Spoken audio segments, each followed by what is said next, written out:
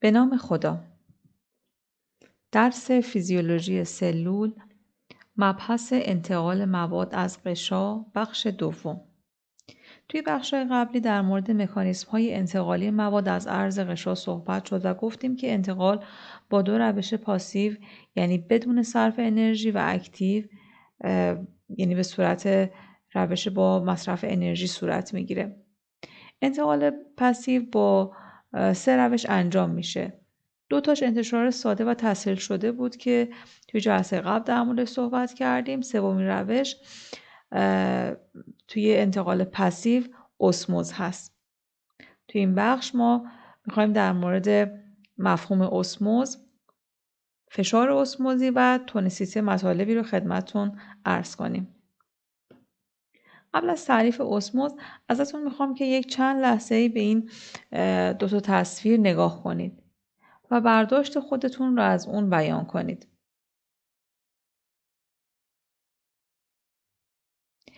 این تصویر داره یک حجم از آب خالص رو نشون میده. مثلا یک فنجون آب خالص. هر کدوم از این دایره‌های آبی رنگ معرف یک مولکول آب هست. توی این تصویر اومده یک ماده حل شدنی مثل قند رو توی آب حل کرده که با رنگ بنفشون رو نشون داده. می‌بینید که مولکول‌های ماده حل شدنی با رنگ بنفش اومده مابین مولکول‌های آب رو پر کرده. به نظر شما غلظت مولکول‌های آب توی کدوم یک از این فنجون‌ها بیشتره؟ که توی کدوم از این قطره‌های آب بیشتر هست؟ درسته توی فنجونی که آب خالص هست، شما می‌بینید توی این یک حجم تعداد بیشتری مولکول آب توی این حجم مشخص مشاهده می‌کنید. ولی توی این قسمت مولکول‌های ماده حل شدنی اومدن یک بخشی از حجم رو به خودشون اختصاص دادن و عملاً غلظت مولکول‌های آب توی این ناحیه کمتر هست. پس به نوع این تصویر میخواد بگه که برای مولکول‌های آب هم میتونیم عبارت غلظت بالاتر و غلظت پایینتر مولکول‌های آب رو استفاده بکنیم. این شکل یک آزمایشی رو نشون میده که توی اون اومدن 2 تا ظرف آ و B رو توسط یک غشاء سلکتیو پرمیبل، یعنی با تراوایی انتخابی، این 2 ظرف رو از هم جدا کردن. گاهی به این غشای نیمه تراوا یا سمی پرمیبل هم میگن. یعنی این غشا به بعضی از مواد نفوذپذیر هست و به برخی مواد خیر نفوذپذیر نیست. توی ظرف آ یک محلول آب و قند با غلظت کم قند ریخته شده و توی ظرف B محلول آب و قند با غلظت بالای قند قرار داده شده. غشای نیمه تراوا هم که اینجا هست و به آب نفوذپذیره ولی به قند خیر و مولکول‌های قند نمیتونن از اون عبور بکنن. به نظر شما بعد از گذشت زمان چه اتفاقی میفته؟ بله، مولکول‌های آب از این غشا میتونن عبور بکنن در جهت شیب غلظتشون از جایی که غلظت مولکول‌های آب زیاد هست به جایی که غلظت مولکول‌های آب کم هست از خلال غشای نیمه تراوا عبور میکنن، منتشر میشن و از ظرف آ به ظرف ب انتشار پیدا میکنن. بنابراین سطح مایع توی ظرف ب بالا میاد.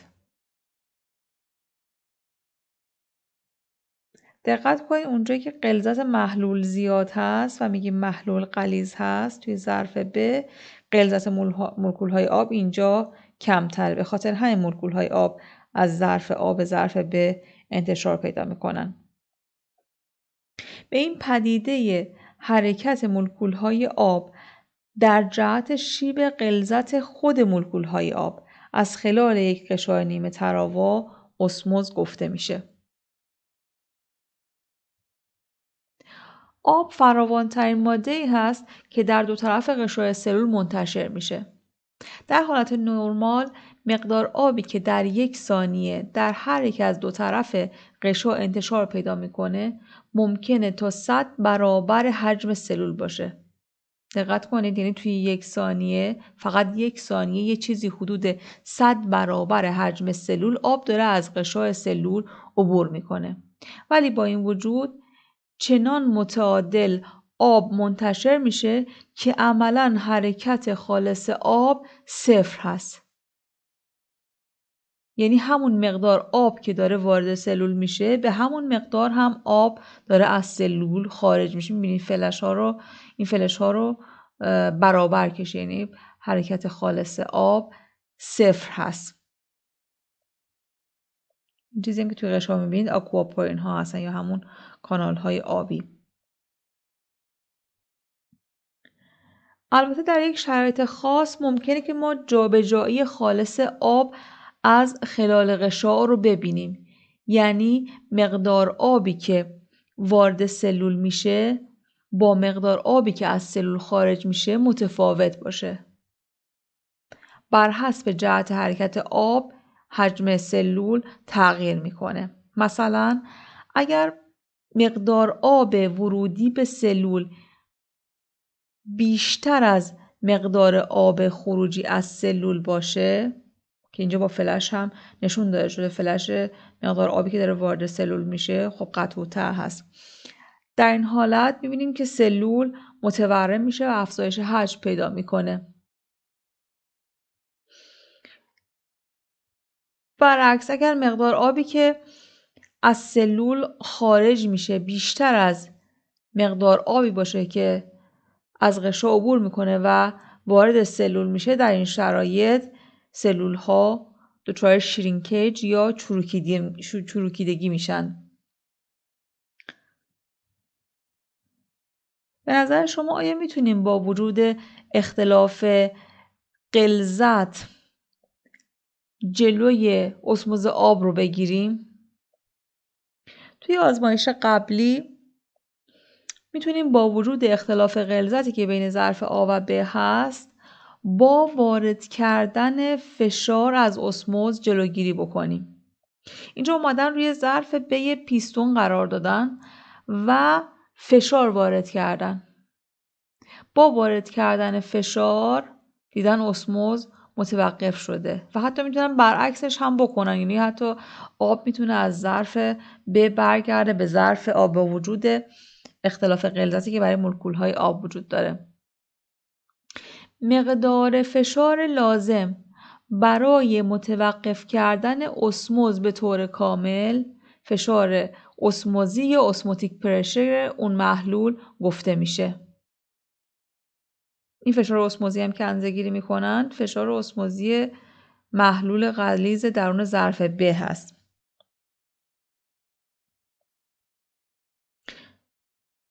با توجه به این مطلب فشار اسموزی میتونه یک اندازه‌گیری غیر مستقیم غلظت آب و مواد محلول موجود در یک محلول باشه، به طوری که هرچه فشار اسموزی یک محلول بیشتر باشه نشون دهنده اینه که غلظت مولکول‌های آب اون محلول کمه ولی غلظت مواد محلول اون بیشتر هست. این فشار اسموزی یک محلول به چی بستگی داره؟ فشار اسموزی یک محلول به تعداد ذرات در واحد حجم مایع بستگی داره. یک سوال: به نظر شما فشار اسموزی یک محلول حاوی 100 مولکول آلبومین بیشتر هست یا یک محلول حاوی 100 مولکول سدیم؟ دقت کنید که وزن مولکولی سدیم در مقایسه با آلبومین بسیار ناچیزه و آلبومین یک مولکول خیلی سنگین هست. یه فلش بک بزنید. تو جمله قبلی گفتیم که فشار اسموزی یک محلول به تعداد ذرات در واحد حجم اون محلول بستگی داره و نه جرم ذره. بنابراین فرقی نمیکنه اون ذره به بزرگی یک مولکول آلبومین باشه یا به کوچیکی یک مولکول یک یون سدیم. اگه تعدادشون یکی باشه هر دوتا فشار اسموزی یکسانی خواهند داشت. علتش چیه؟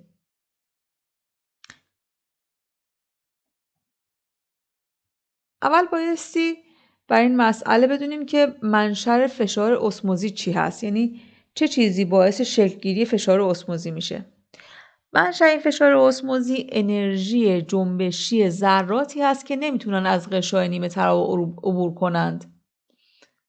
این ذرات میرن برخورد میکنن به غشا و برگشت میکنن. میانگین انرژی جنبشی این ذرات با فرمول K مساوی mv2 دوم محاسبه میشه. ذراتی که بزرگتر هستند و m یعنی جرم بیشتری دارند، اینا در مقابل سرعتشون کمتره، یعنی v شون کوچیکتر هست. برعکس برای ذرات کوچیکتر که جرم یعنی m کوچیکتری دارند، سرعت بیشتر یعنی v بزرگتری دارند. پس میانگین انرژی جنبشی ذرات کوچیک و بزرگ با توجه به این فرمول تقریباً برابر خواهد بود. در نتیجه هر ذره در یک محلول صرف نظر از جرمش به طور میانگین یک فشار مساوی بر غشا وارد میکنه. پس عامل تعیین کننده فشار اسموزی یک محلول تعداد ذرات حل شده در یک محلول هست، نه جرم ماده حل شده. توی شیمی وقتی میخوان غلظت یک محلول رو بیان کنن از واحد مولاریته استفاده میکنن. مثلا میگن محلول گلوکوز 1 مولار درست کردیم. برای این کار 1 مول گلوکوز رو توی 1 لیتر آب میریزن و محلول 1 مولار از گلوکوز رو درست میکنن. 1 مول هم که میدونید چقدر هست. 1 مول همون عدد آووگادرو یعنی 6.2 در 10 به توان 23 مولکول از اون ذره است. حالا تو مثال ما اینجا گلوکوز هست. وقتی میگیم 1 مول گلوکوز یعنی 6.2 در 10 به توان 23 تا دونه مولکول گلوکوز. پس توی یک محلول 1 مولار گلوکوز ما 6.2 در 10 به توان 23 مولکول گلوکوز داریم. اما توی محلول‌های بیولوژیک مثل سیتوپلاسم یا پلاسما که تعداد زیادی مولکول و یون مختلف توی آب وجود داره دیگه نمیتونیم از واحد مولاریته برای بیان غلظت استفاده کنیم و به یک واژه جدید برای بیان غلظت نیاز هست تا غلظت کل ذرات محلول رو صرف نظر از ترکیب اون تعیین کنه. پس اینجا توی فیزیولوژی دیگه مول یا همون تعداد مولکول در گرم مهم نیست، بلکه تعداد ذره مهم هست. اینجا تعداد ذرات فعال از نظر اسموزی توی محلول گفتیم برامون مهم هست که برای بیان اون از واحد اسمول استفاده میشه. پس 1 اسمول میشه 1 مولکول گرم ماده حل شدنی تفکیک نشدنی.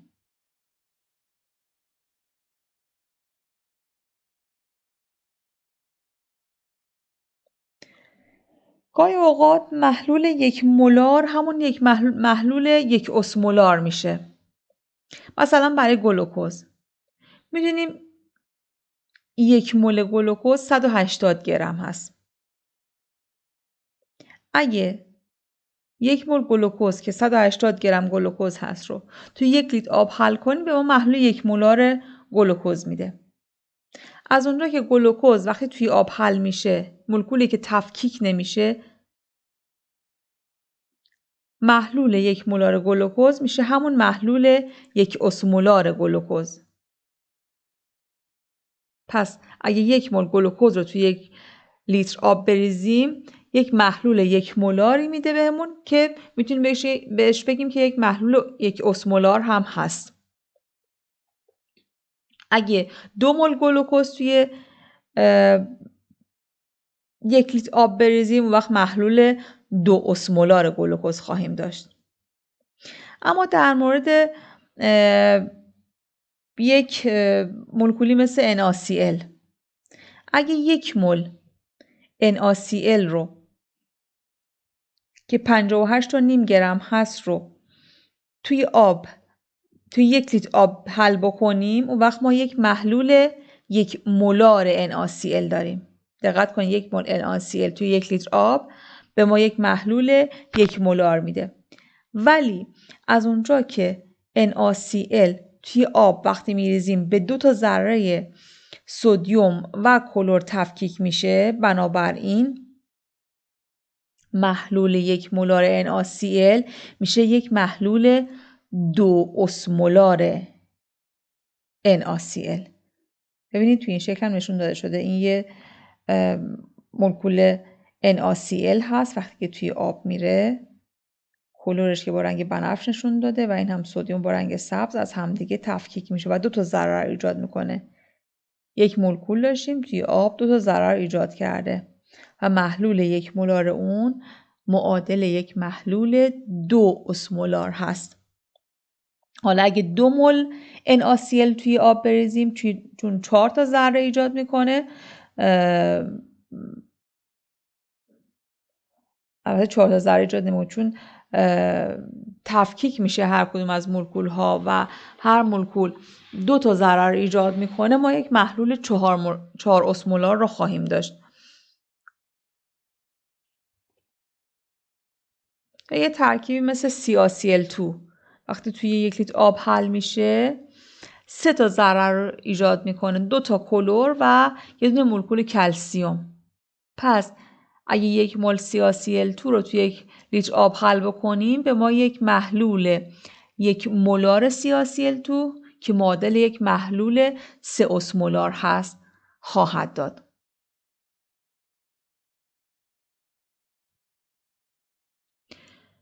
ما اگه بخوایم اسمول‌های موجود در 1 کیلوگرم آب رو بیان بکنیم، از اصطلاح اسمولالیته استفاده می‌کنیم.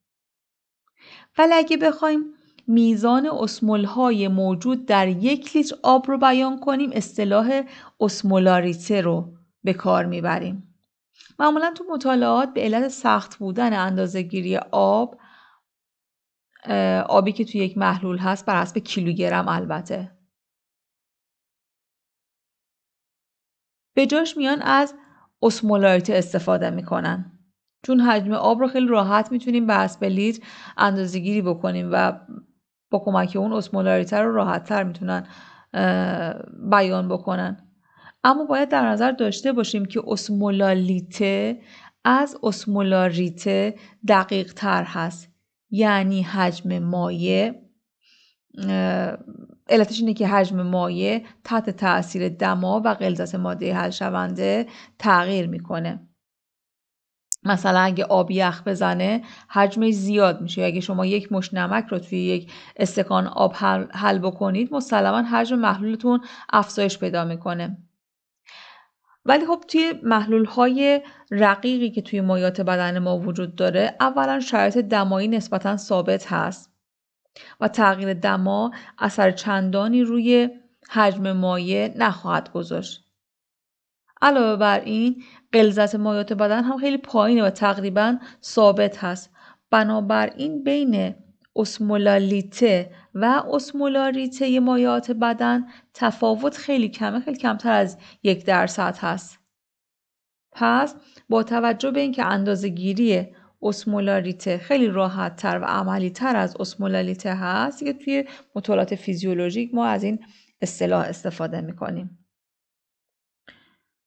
اسمولاریته مایع داخل سلولی و خارج سلولی هر دو 282 میلی اسمول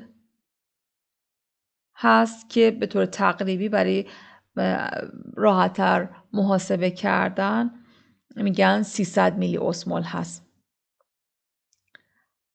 هر اسمول برابر با 1000 میلی اسمول هست.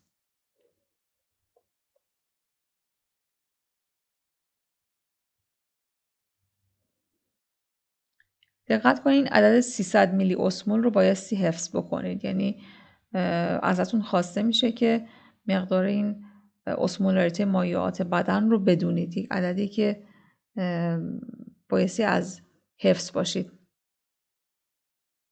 به نظر شما اگر ما سلول رو که اسمولاریته داخل سلولیش این مقدار هست، 300 میلی اسمول هست، یا دقیق تر بخوایم بگیم 282 میلی اسمول هست، توی محلول هایی با اسمولاریته متفاوت قرار بدیم، سلول چه واکنش نشون میده؟ آیا حجمش تغییر میکنه؟ اومدن آزمایش انجام دادن و سلول رو توی محلول های مختلفی با غلظت های متفاوتی قرار دادن. جنس اون محلول هم یک ماده هستش که از غشا نمیتونه عبور بکنه. اول اومدن توی محلولی قرار دادن که اسمولاریتش 200 میلی اسمول بود. 200 میلی اسمول در لیتر. مثلا فکر کنید توی این محلول NaCl هست که از قشای سلول نمیتونه عبور بکنه.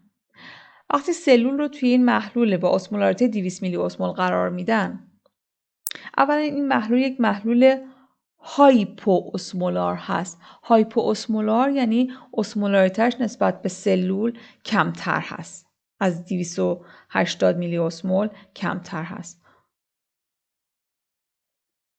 وقتی سلول توی این محیط قرار میدن، آب در جهت شیب غلظت خودش از جایی که غلظتش کمتر هست به جایی که غلظتش بیشتر هست انتشار پیدا میکنه با روش اسموز. یعنی از محلول وارد سلول میشه، بنابراین سلول رو متورم میکنه. به این پاسخی که سلول به محیطی که درش قرار میگیره داده میشه با تغییر حجمش تونیسیته میگن. و در این حالت میگن این محلولی که درش سلول وقتی قرار میگیره حجمش افزایش پیدا میکنه و سلول رو متورم میکنه میگن یک محلول هایپوتونیک. پس وقتی سلول رو توی یک محلول میذاریم، حتی اسمولاریتش هم نمیدونیم چقدر هست، توی یک محلول گذاشتیم میبینیم سلول شروع کرده به تورم، میگیم این محلول یک محلول هایپوتونیک هست. بعد سلول رو توی یک محلول با اسمولاریته 280 میلی اسمول قرار دادن. یعنی یک محلول ایزو اسمولار هست. یعنی اسمولاریتش با سلول یکسانه. وقتی میگن ایزو اسمولار یعنی اسمولاریتش با اسمولاریته مایع داخل سلول یکی هست. وقتی سلول رو توی این مایع قرار میدند میبینن که حجم سلول تغییر نمیکنه، چون غلظت در داخل و خارج سلول برابر هست و با توجه به اینکه حجم سلول توی این مایع تغییر نمیکنه میگن یک مایع ایزوتونیک هست. یک محلول ایزوتونیک. بعد سلول رو توی یک محلولی با اسمولاریته 360 میلی اسمول در لیتر قرار دادن.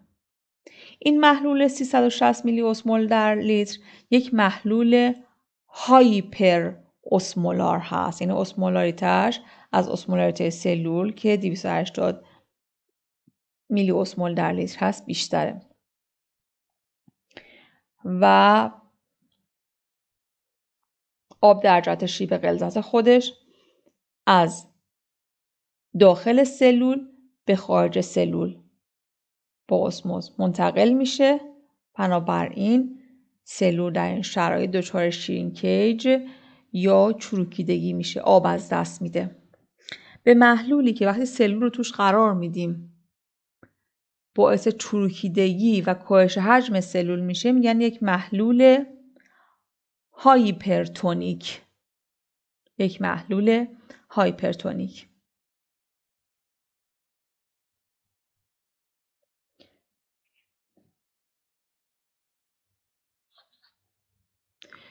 توی شرایط کلینیکال وقتی میخوان یک مایعی رو به صورت درونوردی تزریق بکنن حتما بایستی به اسمولاریته اون مایع توجه بشه. چون اگه ما یک مایع هایپوتونیک رو تزریق بکنیم، چون مایع هایپوتونیک باعث تورم گلبولهای قرمز میشه، میتونه باعث همولیز و در نهایت گلبولهای قرمز تو این شرایط پاره بشن و بعضا مشکلات جبران ناپذیر رو برای بیمار ممکنه ایجاد بکنه. پس در اغلب موارد مایع تزریق شده یک مایع ایزوتونیک هست که حجم گلبولهای قرمز بدون تغییر باقی بمونه. خب در اینجا مطالب مربوط به اسموز خاتمه پیدا کرد، چون تو این بخش با اسموز به عنوان یکی از روش‌های انتقال پسیو آشنا شدید و با اصطلاحاتی مثل اسمولاریته و تونیسیته مطالبی رو در موردشون فرا گرفتید. در ادامه چند تا سوال آورده شده که به عنوان هومورکتون اونها رو پاسخ میدید و پاسخش رو ارسال میکنید. این سوال یک میپرسه که کدام یک از محلول‌های زیر نسبت به NaCl 1 میلی مولار هایپر اسموتیک هست؟ علت رو توضیح بدید. گزینه الف هست یا گزینه ب یا گزینه ج یا گزینه د یا گزینه ه. هر کدوم از گزینه ها رو که دارید صحبت میکنید بایستی علت صحیح بودن یا غلط بودن گزینه رو توضیح بدید. اگه گزینه یک غلط هست چرا؟ اگه گزینه ب صحیح هست چرا اون رو انتخاب کردید؟ سوال 2 میگه که محلول های آ و ب توسط غشای نیمه تراوا از هم جدا شدن. محلول آ حاوی ساکاروز 1 میلی مولار و اوره 1 میلی مولار هست. محلول ب حاوی ساکاروز 1 میلی مولار هست. با توجه اینکه غشا فقط به اوره نفوذپذیر هست، کدام یک از جملات زیر در مورد این محلول ها صحیح هست؟ جمله صحیح رو پیدا کنید. سوال 3. اگر 1 مول از هر کدام یک از مولکول‌های زیر رو در 1 لیتر آب حل کنیم، محلول‌های چند اسمولار به ما میدن؟ این هم مولکول‌ها هستن. در پایان از توجه شما متشکرم.